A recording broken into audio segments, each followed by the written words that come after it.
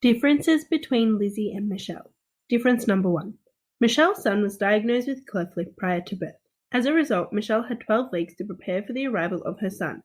In this time, she was able to research cleft lip and understand how to feed and care for children with cleft lip. Michelle had the time to then use this knowledge to implement changes to her caring plan. For example, Michelle researched and found the best way to feed children with cleft lip, as they could not be breastfed or fed through a bottle.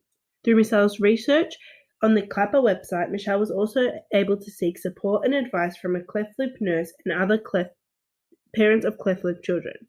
Feeling well supported, Michelle knew she was able to support her son and overcome the challenges associated with cleft lip. In comparison, Lizzie was not diagnosed with cleft lip prior to her birth. Hence, her mother was shocked when her daughter was born and, unlike Michelle, was not well equipped or supported. This made the transition for Lizzie's mother much harder than it was for Michelle. This difficulty would have been translated onto Lizzie, as it would have not received the same kind of support that Michelle or her son received. Difference number 2.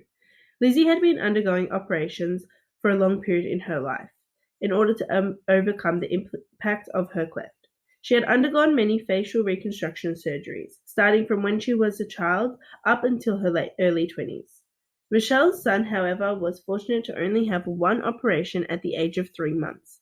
Being in and out of hospital and undergoing many operations is an expensive and physically exhausting process, which can also be mentally and emotionally exhausting for patients and their families. Since Lizzie has had a lot more operations than Michelle, it is fair to assume that Lizzie would be under a lot more financial, emotional, mental, and physical stress from her cleft lip than Michelle or her son would have been. Living with cleft is a lot more significant part of Lizzie's life than it is for Michelle or her son. Difference number 3. Michelle is the mother and prime carer of her son, who was born with cleft lip. As a result, Michelle was fully involved in the decision-making process associated with her son's treatment. This made Michelle feel comfortable with the decisions being made, as she was in control of the situation. This helped Michelle remain calm over the treatment period.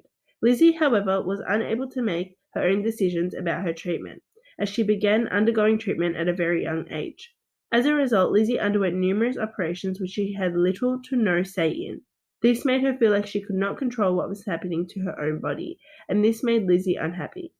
Once Lizzie finally had a say in what was happening in her early 20s, she decided that she wanted to stop having facial reconstruction surgeries, as she was happy with the way she looked and was tired of constantly undergoing operations and having to spend so much time and energy on recovery.